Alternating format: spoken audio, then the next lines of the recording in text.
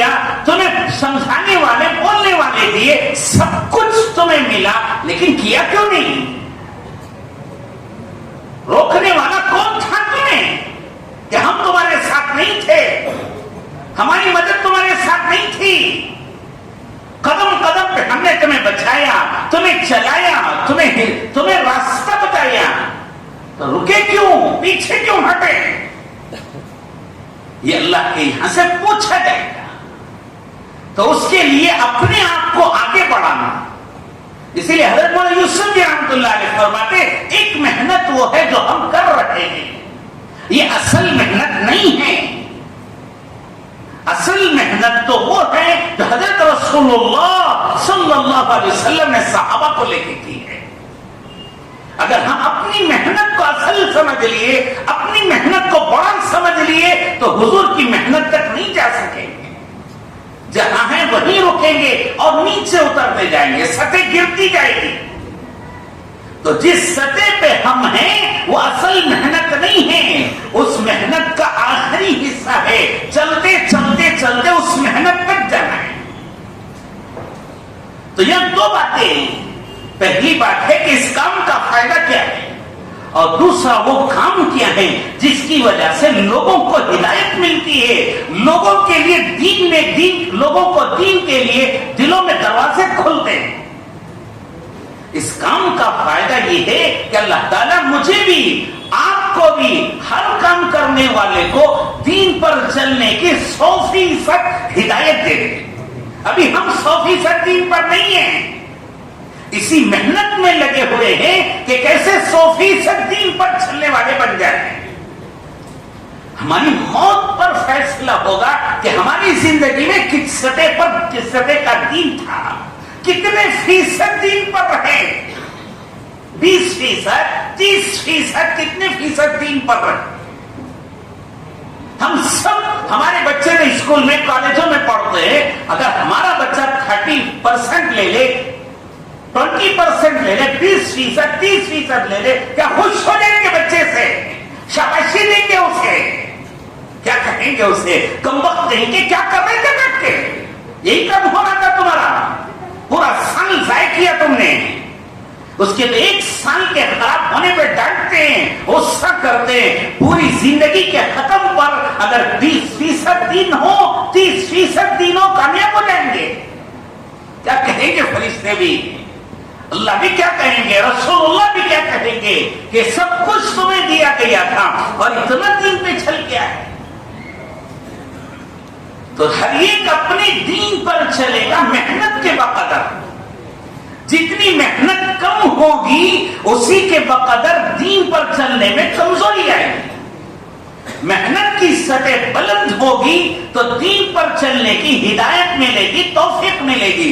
کوئی بھی اللہ کا نام اللہ کہنا بھی ہو تو اللہ کے یہاں سے توفیق کے بغیر نہیں کر سکتا ہے.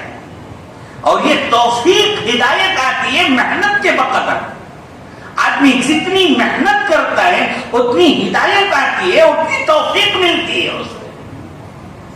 ہدایت کی سطح, محنت کی سطح بلند ہوتی ہے تو ہدایت بھی زیادہ اترتی ہے, لوگ دین پر زیادہ چلیں گے.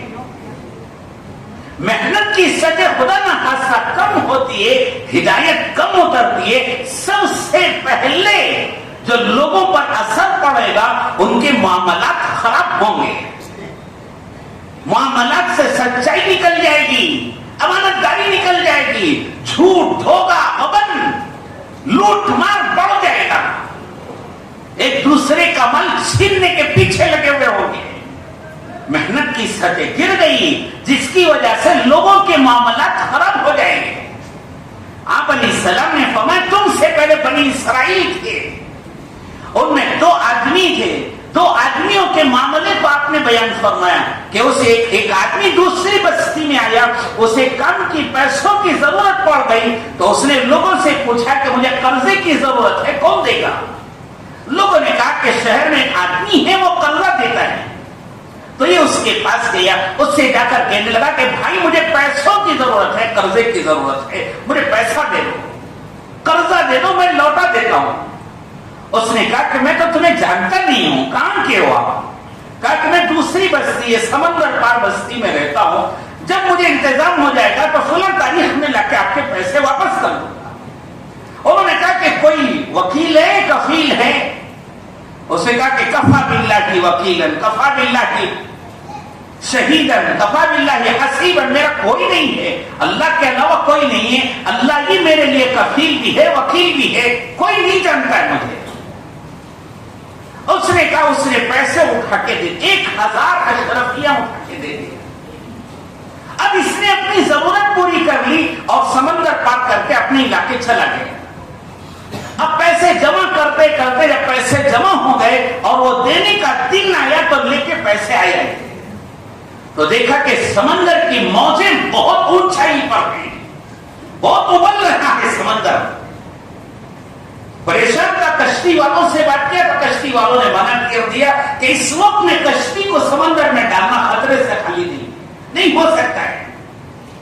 اب پریشان کھڑا رہا, سوچ رہا کیا کرنا چاہیے. اب دیکھا کہ وقت بھی ختم ہو رہا ہے, دن ڈھلتا جا رہا ہے, پریشان ہو کے آخر میں ایک لکڑی اٹھایا, بڑا سا بمبو اٹھایا, لکڑی, اس میں سوراخ کیا, سوراخ کر کے وہ سارے پیسے ڈالیں گے. اب ایک پرچی لکھ کے اس میں رکھ دیا کہ اللہ میں نے تیرے نام پر میں نے قرضہ لیا ہے, یہ میرے فلاں فلاں بھائی کو یہ پیسے پہنچا دے. اسے اچھے طریقے سے بند کیا کہ پانی اندر نہ جائے, اچھے طریقے سے بند کر کے اللہ کا نام لے کے سمندر میں ڈال دیا. اب وہ دوسری طرف اس کا جو ساتھی تھا جس نے قرضہ دیا تھا, وہ انتظار میں کھڑا ہے کہ یہ پیسے لا کے دے گا. اب انتظار کرتے کرتے کرتے کرتے کرتے سورج ڈوبنے لگا. اس نے سوچا کہ شاید انتظام نہیں ہوا ہوگا, بعد میں لا کے دے دے گا. یہ سوچ کے وہ واپس جانے لگا. تو چاہے مالدار ہو غریب ہو, اس زمانے میں تو سب کے گھر لکڑیاں ہی جلتی تھی. دیکھا کہ ایک لکڑی آتی ہے سمندر میں تیرتی ہوئی, سوچا کہ چلو خالی ہاتھ جانے سے اچھا لکڑی لے لیں گے, یہ لکڑی گھر میں جلانے کے کام آ جائے گی. تو اٹھا کے اپنے کندھے پہ رکھ کے وہ لکڑی لے گیا گھر کو, گھر میں رکھ دیا اور رکھ کر اس کے بعد گھر میں جب ضرورت پڑی تو کلہاڑی لے کے اس لکڑی کو ٹکڑے کرنے کے لیے, چیرنے کے لیے کلہاڑی لے کے مارا. جو ہی کلہاڑی سے مارا ہے تو ساری اشرفیاں باہر آ کے پڑی. یہ بھی حیران کہ یہ کہاں کے کس کا ہے. پرچی اٹھایا, پرچی اٹھا کے دیکھا تو اس کا نام لکھا ہوا ہے, تاکہ فلاں فلاں کی طرف سے اور یہ فلاں کو یہ پیسے پہنچنے, اور سارا مضمون پڑھ کے حیران ہو گیا کہ اللہ تیرے نام پہ لیے تو نے پہنچانے کا انتظام بھی کر دیا. اب اس نے پیسے بھی استعمال کر لیے, لیکن اسے تو یقین تھا کہ پیسہ تو نہیں گیا ہوگا, سمندر میں ڈال دیا. تو پھر دوبارہ اس نے پیسے جمع کیے. جمع کرتے کرتے جب پیسے جمع ہو گئے تو پیسے لے کے آیا اور لا کے کہا کہ بھائی تم سے قرضہ لیا تھا, دینے میں دیر ہو گئی, معاف کر دو, یہ پیسے لے لو. کیونکہ اللہ کے نام پر لیا تھا, اللہ کے نام پہ دھبا نہیں آنا چاہیے, اس لیے لا کے دیا کہ یہ پیسے لے لو, یہ میں نے تم سے قرضہ لیا. اس نے کہا کائے کا پیسہ ہے, آج کل کے لوگ ہوتے تو کیا ہوتے ہیں, وہ بھی میرا یہ بھی میرا, وہ اللہ کی سے یہ بندہ دے رہا ہے قرضہ, سب ہڑپ لیتے ہیں لوگ. اس نے کہا کہ بہت اچھی بات ہے, تم نے جو پیسہ لیا تھا اللہ کے نام پر, جس نام سے لیا تھا اسی نے وہ پیسہ مجھ تک پہنچا دیا ہے, یہ پیسہ تو تمہارا ہے, لے جاؤ. آپ نے فرمایا کہ لوگوں میں ایسی امانت داری تھی. امام بخاری نے 7 جگہ پر مختلف روایت سے یہ روایت بیان کی. آپ علیہ السلام نے اہتمام سے فرمایا کہ تم سے پہلے لوگوں میں یہ عام رواج تھا کہ لوگ اللہ کے نام پر جو لیتے امانت داری سے ادا کرتے تھے. تو محنت کی سطح بلند ہوتی ہے تو دین آئے گا, محنت کی سطح گرے گی تو سب سے پہلے لوگوں کے معاملات خراب ہوں گے. آپ علیہ حضرت حذیفہ رضی اللہ عنہ فرماتے مجھے آپ علیہ السلام نے 2 باتیں بیان فرمائی. ایک تو ہم نے اپنی آنکھوں سے دیکھ لیا, دوسرے کا انتظار. آپ نے فرمایا لوگوں میں امانت داری خوب ہوگی, کوئی دوسرے سے معاملہ کرتا ہوا نہ ڈرے گا نہ جھجکے گا, دل کھول کے معاملہ کرے گا. لیکن ایک زمانہ آئے گا کہ اس میں لوگوں کے اندر سے امانت داری ختم ہو جائے گی. لوگوں میں امانت داری کا حال یہ ہوگا کہ ایک دوسرے سے معاملہ کر کے خوش ہوں گے. ایک صاحب دوسرے سے خریدنے کے لیے آئے, انہوں نے پوچھا کتنے کا 10 درہم کا. انہوں نے کہا اور پڑھو. ہم تو سے حکم بھی ہے کہ جب تجارت کے لیے جاؤ تو آگے پیچھے کرو بات کو, کچھ کم کرو, کچھ کم کر کے خریدو. اب انہوں نے آ کے کہا کہ نہیں اور پڑھو. وہ بھی دیکھنے لگے کیسا آدمی آیا خریدنے کے لیے. انہوں نے کہا 20. انہوں نے کہا نہیں اور پڑھو. انہوں نے بڑی مشکل سے کہا 30. انہوں نے کہا نہیں اور پڑھو. انہوں نے کہا 40. انہوں نے کہا اور پڑھو. تو کہنے لگے اب ہمت نہیں ہے بڑھانے. 10 کا 40 میں بکرا بہت بڑی بات ہے. وہ 40 دے کر 10 کی چیز لیے. انہوں نے پوچھا یہ کیا کر رہے ہیں آپ میرے ساتھ؟ تو کہنے لگے اللہ کے نبی نے ہمیں حکم دیا ہے ہر ایمان والے کے ساتھ خیر خواہی کرنے کا. ایمان والے کی بھلائی سوچی جائے, ایمان والے کے ساتھ ہمدردی رکھی جائے, اس کے ساتھ خیر خواہی کرے. اللہ کے نبی نے ہمیں حکم دیا ایمان والے کے ساتھ خیر خواہی کرنے کا. صرف اس خیر خواہی کے لیے میں نے آپ سے معاملہ کیا ہے. اتنے اچھے لوگ تھے معاملات میں. حضرت حذیفہ رضی اللہ عنہ نے فرمایا ہم نے تو ایسے لوگ دیکھ لیے. ایک دوسرا آپ نے فرمایا کہ لوگوں کے دلوں سے امانت داری ختم ہو جائے, دھیرے دھیرے امانت نکل جائے اور دلوں میں امانت کا دھبا سا رہ جائے گا. ایک وقت آئے گا وہ بھی نکل کے وہ آبلہ بن جائے گا. آبلہ دیکھنے میں جسم لگے گا, وہ جسم ہی اندر پانی بھرا ہوا ہوتا ہے. آبلہ ہی بولتے نا. آپ بھی کوئی پانی, گرم پانی ہاتھ میں پڑ رہا ہے تو کیا ہوتا ہے؟ آبلہ ہی کو بولتے ہیں. تو وہ آبلے کی شکل اختیار کر لے گا. دیکھنے میں تو جسم ہوگا لیکن اندر صرف پانی بھرا ہوا ہوگا. تو لوگ دیکھنے میں تو اس کو دیندار سمجھیں گے, نیک سمجھیں گے, اندر کچھ نہیں ہوگا. اس کے ظاہری حلیے کو دیکھ کر, اس کے ظاہری رہن سہن کو دیکھ کر لوگ اس سے معاملات کریں گے اور وہ دھوکہ دیں گے. دیکھا کہ ہم نے اس کے چہرے کو دیکھ کے کیا, اس کے لباس کو دیکھ کے کیا, اس کی باتوں کو سن کے کیا, اسے دیکھ کر ہم نے معاملہ کیا, لیکن دیندار سمجھ کے کیا, اچھا آدمی سمجھ کے کیا, دھوکہ دے کے چلا گیا.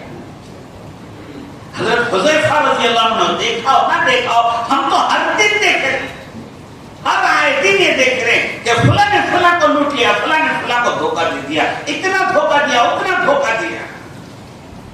یہ سب کا سب محنت کی سطح کم ہونے کی وجہ سے لوگوں کے معاملات خراب ہونے لگ گئے.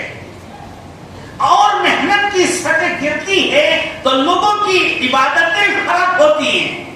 نمازوں میں دل نہیں لگے گا, روزے صحیح طریقے سے رکھے نہیں جائیں گے, زکات پابندی سے حساب لگا کے نہیں دی جائے گی, حج فرض ہوتے ہوئے بھی برسوں تک مال کو بچانے کے لیے پڑے رہیں گے. نہ ذکر میں دل لگ رہا ہے, نہ تلاوت میں ہے, نہ درود پاک میں ہے, کسی میں دل نہیں لگ رہا ہے.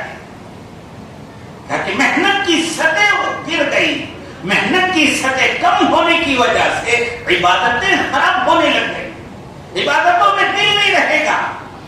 آپ خود سوچ کے بتائیں, ایسی نماز پڑھے ہوئے جس میں تکبیر تحریمہ سے لے کر سلام پھیرنے تک ذہن کہیں نہ بٹا ہو, کتنے سال ہو گئے.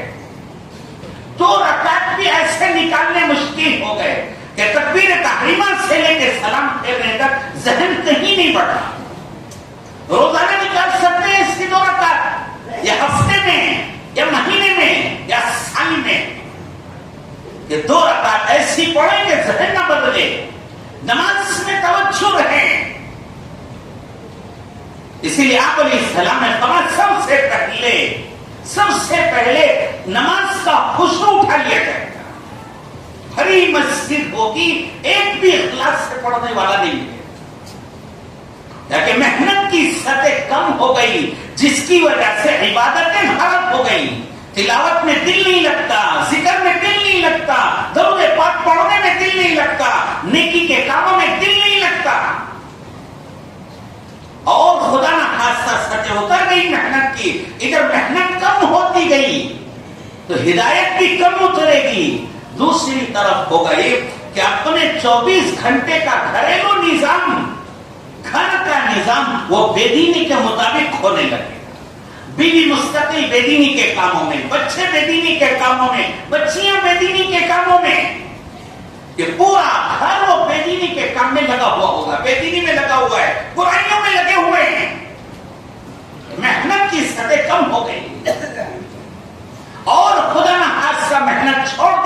محنت کی سطح گر گئی تو خود اپنے 24 گھنٹے وہ محفوظ نہیں رہیں گے. ہماری راتیں محفوظ نہیں, دن محفوظ نہیں, راتیں پاک نہیں, ہماری راتیں خود ہمارے لیے افسوس کا ذریعہ ہے, حیرت کا, حسرت کا, افسوس کا ذریعہ ہے. راتیں کس حد تک گری ہوئی ہیں, محنت کی سطح گر گئی تو خود اپنا دین بھی محفوظ نہیں. یہاں تک نہیں روکے گا, اور محنت کی سطح گر گئی اور محنت کم ہو گئی تو مسلمانوں کو غیروں کے طریقے اچھے لگنے لگے. غیروں کے طریقے پر کاروبار کرنا, غیروں کے طریقے پر شادی بیاہ کرنا, غیروں کے طریقے پر موت مٹی, شادی بیاہ, پیدائش, موت, یہ سب غیروں کے طریقے پر ہونے لگے. لیکن دین کی سطح, محنت کی سطح اتر رہتی ہے. تو بجائے مسلمانوں کو دین اچھا لگنے کے, مسلمانوں کو غیروں کے طریقے پسند آئیں. آپ نے دیکھا ہوگا کہ کتنے مسلمان ہیں وہ غیروں کی عبادت گاہوں کے باہر کھڑے ہوئے ہیں, پردے میں برقع بھی اڑے ہیں, مسلمان بھی معلوم ہوتا ہے, مرد بھی عورت بھی, غیروں کے عبادت گاہوں کے باہر کھڑے ہوئے ہیں. لیکن محنت کی سطح گر گئی ہے. گرتے گرتے گرتے مسلمانوں کو غیروں کے طریقے اچھے لگنے لگے. تو اس کے لیے بھائیوں, محنت کی سطح جتنی گرے گی اتنی ہدایت کم اترے گی, اور اسی کے بقدر لوگوں پر دین پر چلنے کا رجحان وہ کم ہوتا جائے گا. اور جتنی محنت کی سطح بلند ہوگی لوگوں کے اندر دین کا مزاج بڑھے گا. اب محنت کی سطح بلند ہوئی, آپ دیکھیں گے اور آنکھوں دیکھ رہے ہیں روزانہ کہ محنت کی سطح تھوڑی بلند ہوتے ہی آپ دیکھیں گے مسجد میں ماحول عبادت کا بڑھتا جائے گا. نماز میں لوگ پڑھ جائیں گے, نماز کے بعد تلاوت کرنے والے نظر آئیں گے, نماز کے بعد دعائیں کرنے والے نظر آئیں گے, نفلیاں پڑھنے والے نظر آئیں گے. نوجوان اپنے کاموں کو جاتے ہوئے مسجد میں گھس کے 2 رکعت نماز پڑھ کے جائے گا. وہ تاکہ محنت کی سطح تھوڑی سی کیا بلند ہوئی کہ لوگوں میں عبادتیں اچھی ہونے لگ جائیں.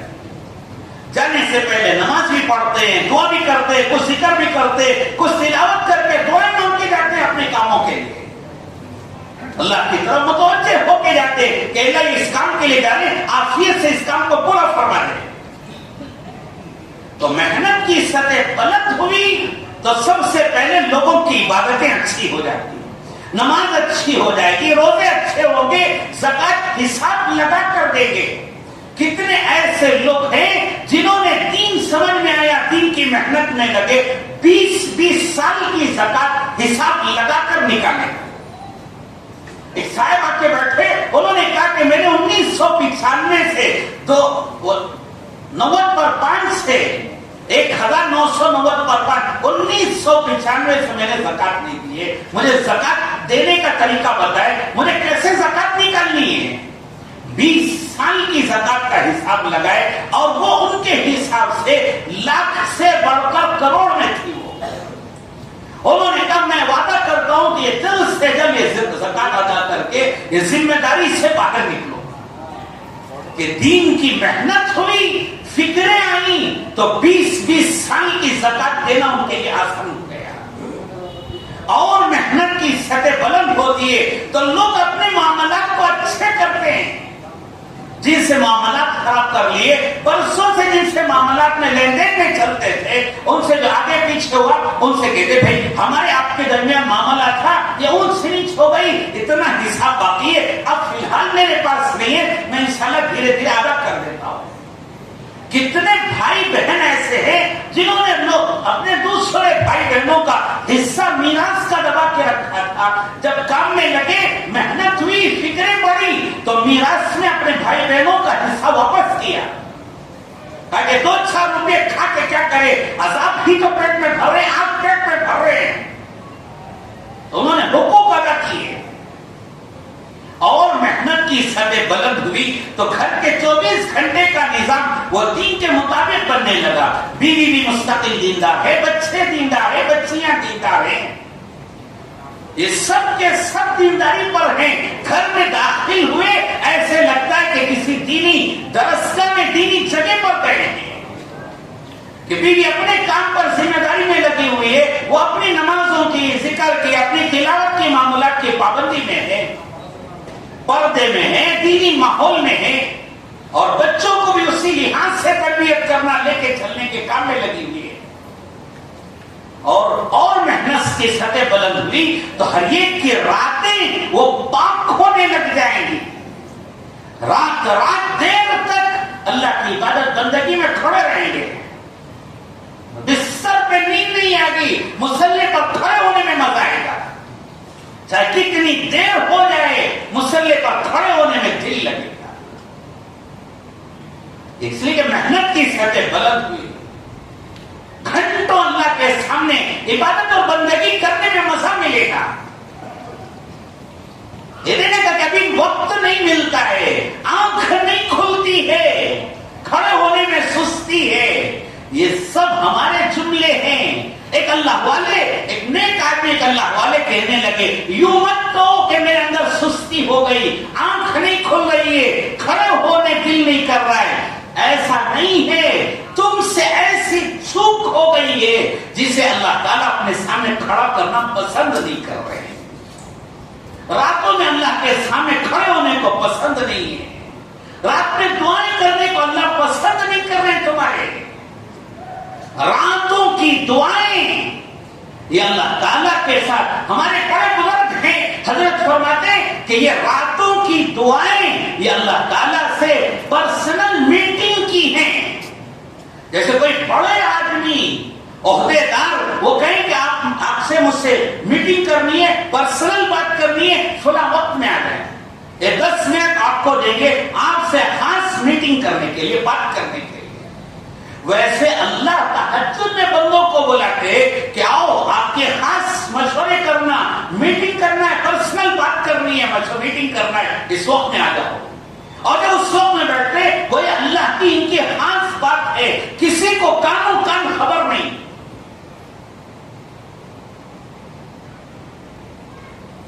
تو اس کے لیے راتوں راتیں اچھی ہونے لگی.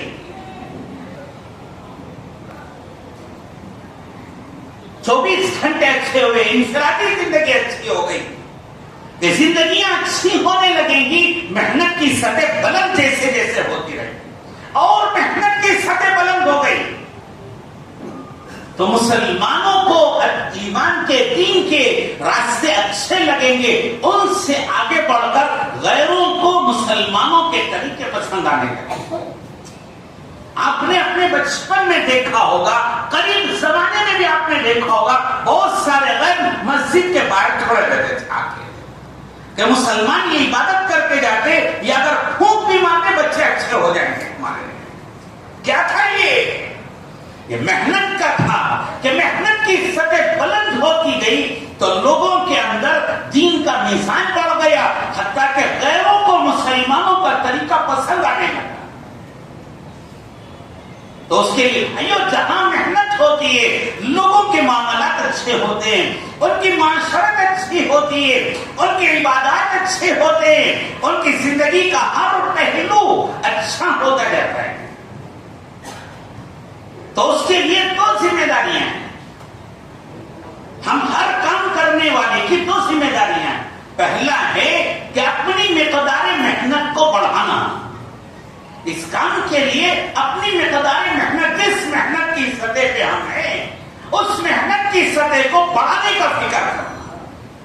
آپ روزانہ 1 گھنٹہ دیتے ہیں, اب کوشش کر کے اس گھنٹے کو بڑھانا, کہ وجہ 1 گھنٹے کے آپ 1.5 گھنٹے پہ آئیں, 2 گھنٹے پہ آئیں.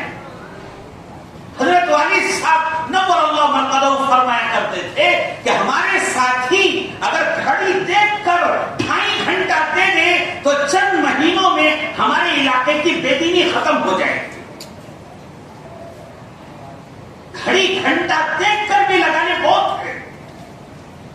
تو اس کے لیے پہلے کہ ہر ساتھی جس سطح پر ہے محنت کی، اسے اپنی سطح کو تھوڑا بڑھانا ہے، اپنی مقدار محنت کو بڑھائیں. اپنی مقدار محنت بڑھے گی تو اس میں کئی تقاضے پورے ہوں گے. دوسرا ہے کہ نئے نئے ساتھیوں کو کام میں لانے کا فکر کرنا. جسم میں جب تک نیا خون آتا رہے گا جسم کی صحت ہے، ورنہ پرانا خون رہتے رہتے رہتے اس میں جراثیم بیماریاں پیدا ہوتی رہیں گی. تو جسم میں نیا خون آتا رہے تو جسم صحت مند ہوگا، کام کرے گا. کسی عضو میں خدا نہ خاصا اللہ حفاظت فرمائے کسی عضو میں خون جانا بند ہو گیا تو وہ عضو تو بیکار ہو جائے گا، فالج ہو جائے گا. یہ عضو بیکار ہو گیا، ہاتھ کام نہیں کر رہا ہے، اس لیے کہ اس عضو میں خون آنا بند ہو گیا. ویسے اس کام میں نئے نئے آنا بند ہو جائیں تو پھر دھیرے دھیرے دھیرے دھیرے کام بیکار ہو جائے گا، نیچے اتر جائے گی سطح. تو اس کے لیے پہلا کام ہے اپنی مقدار محنت کو بڑھانا، اور دوسرا کام ہے نئے نئے ساتھیوں کو کام میں لگانا. اللہ تعالیٰ نے باطل کے پھیلنے کے لیے مال دولت دنیا کے اسباب رکھے ہیں اور دین کے پھیلنے کے لیے قربانیاں رکھی. ابھی ہم ان قربانیوں کے اس سطح پہ نہیں آئے ہیں. قربانی کی ہماری سطح یہ ہے کہ دنیا کے نقصان کے بغیر دین پر چل سکتے تو چلیں. اگر دنیا کا نقصان ہوتا ہے تو اب دین کو رکھ کر اپنی دنیا بچائیں. ابھی ہم اس سطح پہ چل رہے ہیں، یہ سطح نہیں ہے، اس سطح سے دین نہیں پھیلے گا. اللہ کے نبی کا لایا ہوا کلمہ دین ہر گھر میں داخل نہیں ہوگا. ایسے تو اس کے لیے پہلا کام ہے اپنی مقدار محنت کو بڑھانا، نئے نئے ساتھیوں کو کام میں لگانا. تو دو باتیں تھیں. پہلی بات ہے اس کام کا فائدہ ہے کہ اللہ تعالیٰ ہم کام کرنے والوں کو اور جن پر ہم محنت کریں اللہ تعالیٰ ان سب کو دین پر چلنے کی 100% ہدایت دیتے ہیں. اور دوسرا وہ کام کیا ہے جس کی وجہ سے ہدایت اترتی ہے. آپ نے دیکھا ہے، سنا ہے کہ مکہ مکرمہ میں جب آپ علیہ السلام نے محنت کی تو مکے والے پورے کے پورے ایک ساتھ مسلمان نہیں ہوئے، نہ دین پر آئے. اور مکے کا حال ایسا تھا کہ وہاں پر جہالت، برائیاں، گندگیاں، ہر قسم کی چیزیں تھیں. نیکی اچھائی کو ماننے تیار نہیں تھے. برائیوں میں چلے تو کوئی بات نہیں، گندگیاں کرے کوئی بات نہیں، شراب پیے کوئی بات نہیں، زنا کرے کوئی بات نہیں، گندگیوں میں پڑے، کیچڑ میں پڑے کوئی بات نہیں، لیکن دین نہیں قبول کرنا، اسلام نہیں قبول کرنا. تو ایسی برائیاں تھیں مکے میں. ان کے پاس نہ مال تھا، نہ دولت تھی، نہ سونا چاندی کچھ نہیں. کوئی ان کے اوپر حکومت کرنے بھی تیار نہیں. ایسے وقت میں آپ علیہ السلام نے محنت شروع کی. محنت کرتے کرتے کرتے کرتے جب ایک جماعت تیار ہوئی تو اللہ تعالیٰ کی طرف سے حکم ہوا کہ یہ مدینے پاک چلے جائیں. تو یہ سارے مدینے پاک آ گئے. تو مدینے پاک آئے تو مدینے پاک میں جتنے مدینے والے تھے اس سے زیادہ باہر والے آ گئے. اور آپ علیہ السلام نے ان لوگوں میں آپس میں بھائی چارہ کر دیا، کہا کہ آپ ان کو اپنی کی مدد کرو، ان کا تعاون کر دو. انہوں نے اپنا مال، مکان، جائیداد سب چھوڑ دیے، اپنی تجارتیں چھوڑ دی ہیں. اب یہاں کہ اگر ان کو ہمت نہیں ملی تو یہ ٹوٹ جائیں گے. تو بھائی چارہ کر دیا. انصار بھی اتنے دلیر اور بہادر نکلے، انہوں نے اپنے باغات کے حصے کر کے دے دیا، مکانات کے حصے کر کے دے دیا، سب دے دیا. آگے ایک مرتبہ مہاجرین نے آ کے اللہ کے نبی سے کہا کہ اللہ کے نبی انصار نے تو ہمیں اپنے باغات میں سے حصہ دے دیا ہے، ہم لوگ تاجر ہیں، باغ سنبھالنا نہیں آتا ہے، اگر ایسے ہی رہا تو باغ ضائع ہو جائے گا، ہمیں کیا کرنا چاہیے. تو آپ نے انصار کو بلایا. انصار کو بلا کر کہا کہ دیکھو یہ حضرات کا یوں کہنا ہے کہ اگر ان کے ذمے میں اگر آپ باغ دے اور چھوڑ دیے تو ڈر ہے ان کو کہ کہیں آگے جا کے باغ ضائع نہ ہو جائے. اسے پانی ڈالنا معلوم نہیں ہے، اسے سنبھالنا معلوم نہیں ہے، کھجوریں کب آتی ہے، کیسے اسے استعمالا جاتا ہے، کچھ سیکھا نہیں ہے، آتا نہیں ہے. تو انصار نے کہا کرنا کیا ہے؟ وہ جو حصہ ان کو دیا تھا وہ حصہ بھی ہم ہی سنبھالیں گے، باغ تو پورا، محنت پوری کریں گے، لیکن جب آمدنی آئے گی تو ان کا حصہ ان کا ہے، ہمارا ہمارا ہی ہے۔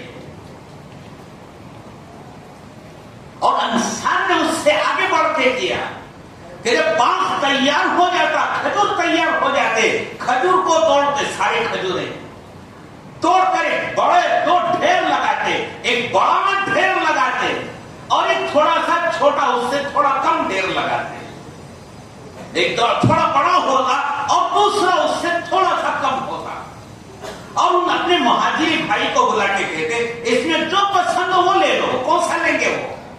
وہ کون سا لیں گے؟ وہ تو چھوٹا لیں گے، کبھی باغ ان کا ہے، محنت ان کی ہے، سب ان کا ہے، ہمیں تو بڑا لینے کا حق ہی نہیں ہے، تو چھوٹا لے لیتے۔ وہ چھوٹا لے کر اپنا ڈھیر لے کر واپس جاتے تو یہ جو بڑا ڈھیر ہوتا تھا اسے ہٹاتے تو اندر سے کھجور کی چھال نکلتی، اب اسے اکٹھا کرے تو جو چھوٹا تھا چھوٹے سے بھی چھوٹا رہتا ہے۔ آمدنی کا راستہ آدھا ہو گیا، اس میں اور قربانی دے کے اپنے بھائی پر لگا دیا،